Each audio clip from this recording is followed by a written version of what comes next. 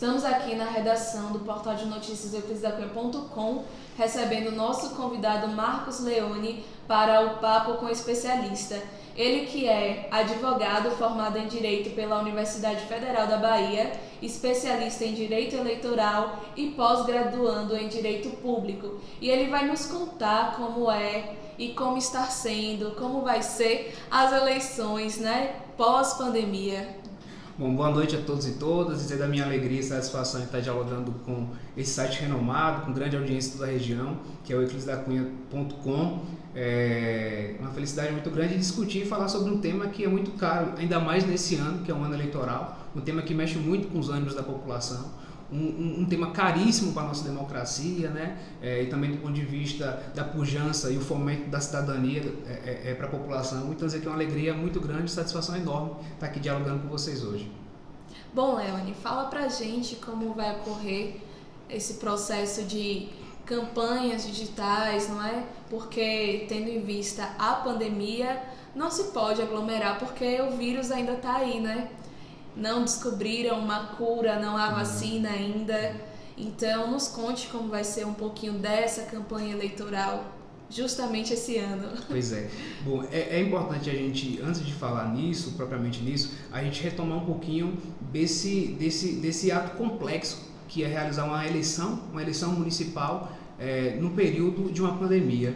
E aí, eu diria, Maiana, e diria a todos que acompanham o euclidesdacunha.com, que esse ano nós temos, na verdade, um dever democrático, uma missão democrática, que é a realização das eleições. Por que eu digo isso? Porque, veja, a pandemia ela mexe com todo mundo em diversos setores, seja na questão econômica, seja na questão da saúde pública, seja na questão das relações pessoais, e também não é diferente, mexe muito com relação às eleições municipais, sobretudo porque a eleição municipal ela tem esses fatores de ser uma eleição muito mais agitada, muito mais impetuosa, muito mais do corpo a corpo, muito mais de engajamento por parte da população, porque normalmente eleições municipais se referem a sentimentos, a relações de maior proximidade com seus candidatos. Então isso tudo torna muito mais complexo. Nós estamos vivendo uma eleição municipal nesse período de pandemia. Pensando nisso, as eleições foram adiadas, pensando no sentido de que,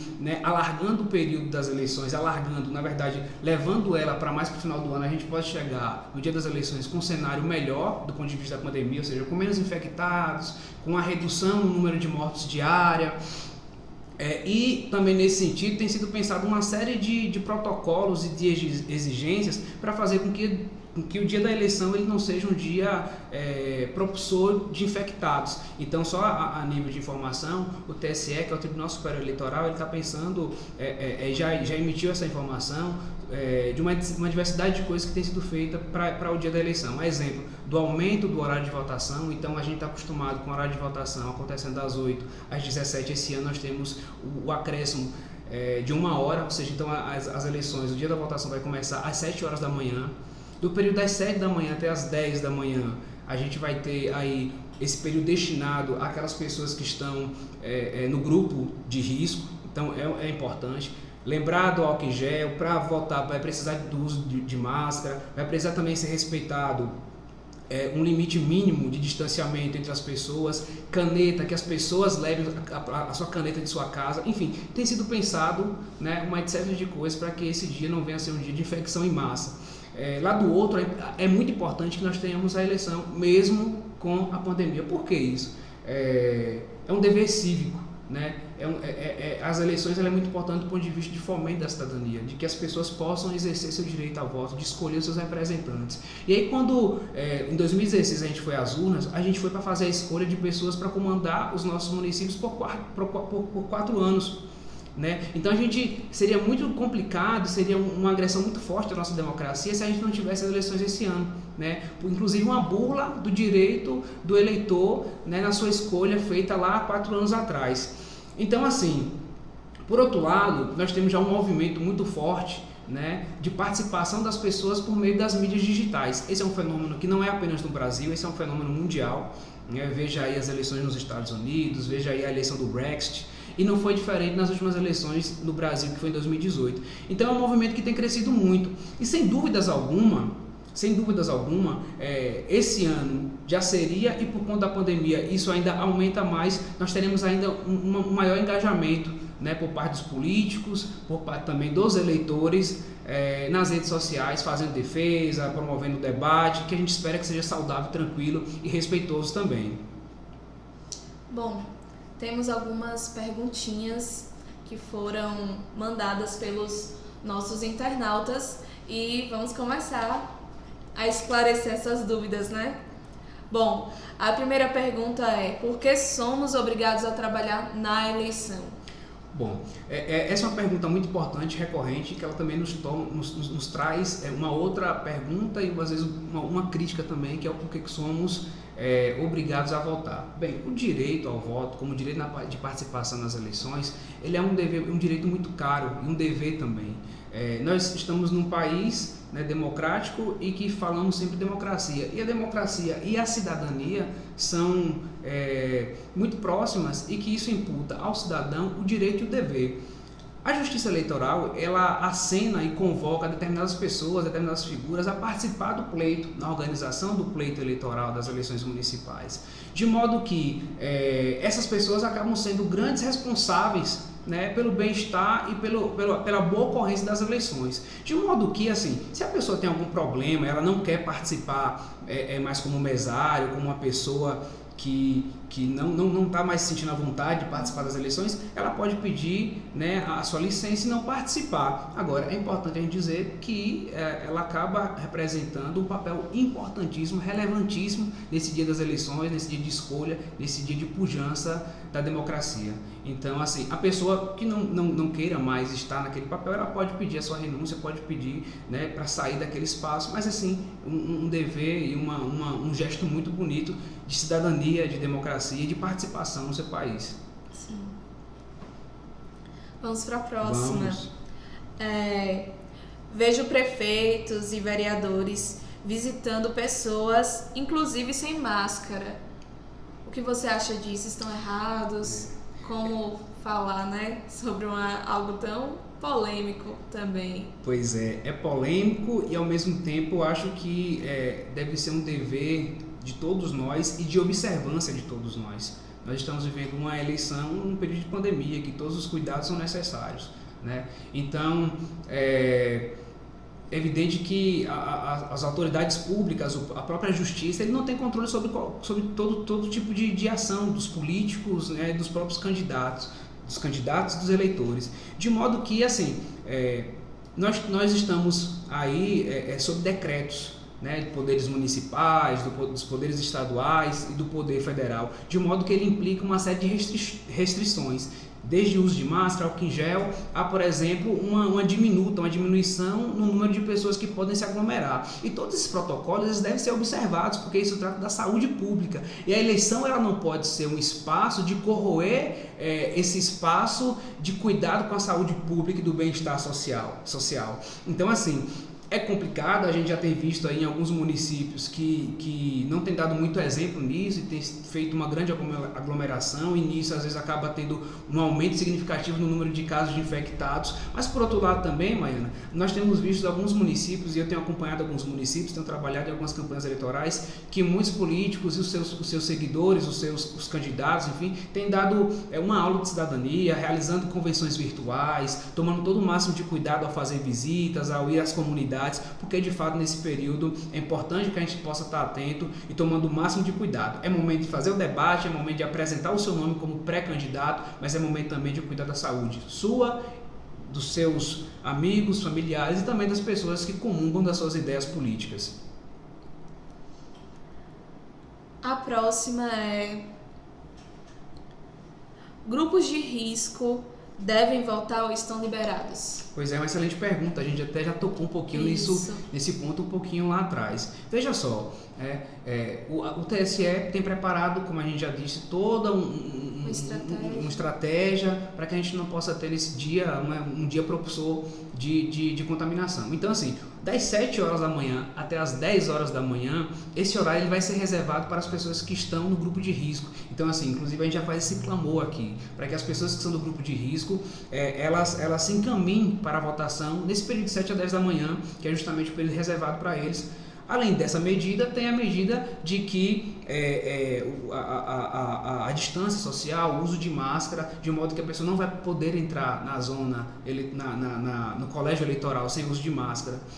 De todo modo, pensando nessas questões também, Maiana, o TSE já emitiu que pessoas que estejam febril ou com qualquer sintoma, né, de infecção do vírus, ele está dispensado de ir votar, ele não precisa ir votar, de modo que depois ele pode fazer a justificativa. Então, assim, são todos esses protocolos que têm sido pensados, né, contra a Covid-19 nesse dia das eleições. A próxima está acontecendo carreatas, aglomerações, como se não houvesse vírus. O que mudou? Pois é uma questão muito interessante, porque veja, todas essas questões das eleições municipais desse ano, elas devem ser casadas com os decretos municipais e do Estado. Hoje nós temos um decreto no Estado que está valendo, que é de que só pode haver aglomeração de até 100 pessoas. Então veja, mesmo nas eleições, mesmo a legislação eleitoral não tendo proibido os comícios, passeatas e carreatas, deve-se observar também o decreto do Estado que só permite aglomeração de no máximo 100 pessoas. Então, assim, eu acho que muitos candidatos, muitos partidos, muitas coligações têm burlado essa regra, pelo que a gente tem acompanhado aqui no estado da Bahia, mas eu acho que a gente precisa ter essa observância, precisa ter esse cuidado e, sobretudo, essa prudência por parte dos candidatos, que podem ser mal vistos com isso, né? Os próprios candidatos, os próprios eleitores, eles precisam estar atentos a isso, porque se um candidato ele não está observando, certo? Esses critérios, esses protocolos, então isso demonstra talvez uma falta de prudência e de cuidado com o povo, mas de fato, assim, as eleições municipais, e a gente é importante que a gente diga isso, a gente fala sobre que o uso das redes sociais nesse período eleitoral, nessas eleições de 2020, ela é uma crescente e ela vai ser usada amplamente, mas as eleições municipais ela tem esse tempero especial. É uma eleição muito corpo a corpo, muito da rua, de muito engajamento, de muito envolvimento. Então, as redes sociais elas acabam não sendo suficientes para os políticos, até porque as eleições municipais é aquela do amigo, da família, né, enfim, daquelas relações mais próximas, interpessoais. Então, acaba que muitas das vezes, mesmo na pandemia, mesmo com todos os riscos, as pessoas burlam essas regras, né, sobretudo esses decretos, né, da vigilância sanitária e dos órgãos competentes que cuidam da saúde pública. Além do mais, até porque há muitos anos já vem sendo feito dessa maneira, né? Perfeito. Então acaba... é cultural e acaba Exatamente. a pessoa vivenciando aquilo e reproduzindo, Exatamente. Mesmo no período pandêmico. E é muito engraçado isso, essas questões, e a gente vem acompanhando e é muito complicado, inclusive para a gente que cuida do jurídico de campanha, porque muitos dizem, mas fulano de tal, candidato tal está fazendo, então eu preciso fazer também, porque eu preciso demonstrar força. Se eu não faço, né, os meus eleitores vão dizer que eu estou fraco, então tem que passar toda uma imagem de força da candidatura. Então é muito complicado, muito complexo, mas eu digo que requer prudência dos candidatos, requer prudência também da população, em observação, né, e até no fato de se ir ao ato, tomar cuidado com a sua saúde, fazer a sua proteção, uso devido de máscara e tudo mais. Mas é muito complicado de fato. Bom, a segunda fala carreatas e aglomerações. Que eleição é essa de campanha digital que não acontece? Perfeito. Explica um pouquinho aí, que eu acho que já é um pouco do que a gente acabou de ouvir aqui, de você falando. Né? Perfeito. É muito engraçado isso, né? Porque é justamente isso. Você falou uma questão que para mim é muito crucial, você foi do ponto, que é uma questão cultural, já é costumeira do povo. Então as pessoas estão acostumadas que a cada 4 anos eles vão participar de comícios, vão participar de carreatas, né? De carreatas, enfim, caminhadas, etc. Veja, é importante a gente dizer, a lei que mudou as eleições, né, alterou a data das eleições do primeiro domingo de outubro para o dia 15 de novembro, ela não proibiu carreatas, comícios e etc. Como eu disse, todas essas questões de comícios, carreatas, etc., elas têm que ser conjugadas, elas têm que ser analisadas município por município, estado por estado, com os decretos dos poderes públicos dessas unidades da federação, e aí sim ver se é prudente. O estado da Bahia, como mais uma vez eu já disse atrás, ela permite, o decreto permite a reunião apenas de 100 pessoas, né? Aglomeração de até 100 pessoas. Então veja,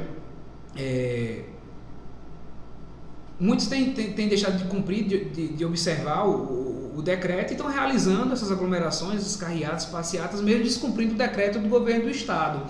De modo que é aquilo que a gente falou. Eu acho que a rede social tem ocupado um espaço cada dia maior, cada vez maior. É sim um meio importantíssimo de comunicação, de debate. De modo que hoje, por exemplo, né, saiu pesquisa recente da Câmara dos Deputados do Senado Federal que mais de 120 milhões de brasileiros possuem redes sociais. Então é um espaço, uma ferramenta importantíssima. As pessoas se comunicam, as pessoas hoje vendem, né, as pessoas compram, as pessoas através das redes sociais, através do WhatsApp, até dos status do WhatsApp. Então é uma ferramenta que tem sido utilizada com potência, com pujança, está sendo muito usado. Você vê aí nesse período de pandemia, né, que a gente por muito não pôde se encontrar e etc. O tanto de live que existiu diariamente, mas ela não dá conta sozinho, porque as eleições municipais, elas têm as suas particularidades, né? Ela tem as suas complexidades, ela tem os seus fatos costumeiros, né? Ela mexe muito mais fortemente com as emoções dos candidatos e dos eleitores. Então, assim, a gente vai ter aí talvez nessas eleições uma conjugação desses dois fatores, e a gente torcendo que de fato as redes sociais ocupem um espaço interessante e que as pessoas consigam fazer o respeito devido naquilo que tange as aglomerações, carreadas, comícios e etc. Tem mais duas perguntas que podem reafirmar o que já foi dito antes, que é: como serão as votações desse ano com o vírus, com o risco iminente do vírus? E a penúltima as campanhas políticas estão apenas nas mídias digitais? Não é a realidade do município. Bom, perfeito. Acabou. Perfeito. Exatamente, complementando. Mas é muito isso. Eu acho que assim, não será, mas é evidente que o fenômeno das redes sociais, da internet, ele é um fenômeno que não pode deixar de ser visto e analisado, né? Cada dia mais as pessoas e os políticos, não são diferentes, utilizam das ferramentas das mídias digitais, até porque é uma ferramenta acessível e barata, né? Você com celular e com internet, você consegue fazer uma live e atingir um número gigantesco de pessoas, mas não dá conta, ainda mais em um país e em municípios como os nossos, da nossa região cisaleira que são rurais, de atingir todo mundo. Então sim, os políticos vão também bater na casa do povo, tomar um cafezinho, fazer o pedido de voto. Eu acho importante, mano, a gente falar uma coisa também que eu acho muito cara, porque hoje em dia também a internet não é terra sem lei. Eu sempre digo isso, a internet não é terra sem lei. Então é importante que os candidatos e também os eleitores se utilizem dessas ferramentas digitais, mas tomem muito cuidado para não estar, na verdade, cometendo crimes eleitorais e crimes de outras esferas. Exatamente. Então assim, de modo que é muito importante que qualquer publicação, qualquer compartilhamento de informações, se verifique a veracidade daquela informação, que não se utilize também daquele espaço, porque às vezes... Fake news. Pois é, exatamente. Que não se utilize do espaço só porque está na frente de um computador ou da tela do celular e achar que aquilo lhe dá liberdade, para macular a honra e a imagem de determinadas pessoas, para deturpar a honra de determinadas pessoas, porque tudo isso é crime. Então acho que a gente pode sim transformar as redes sociais, não só as redes sociais, mas já que é um instrumento novo, né?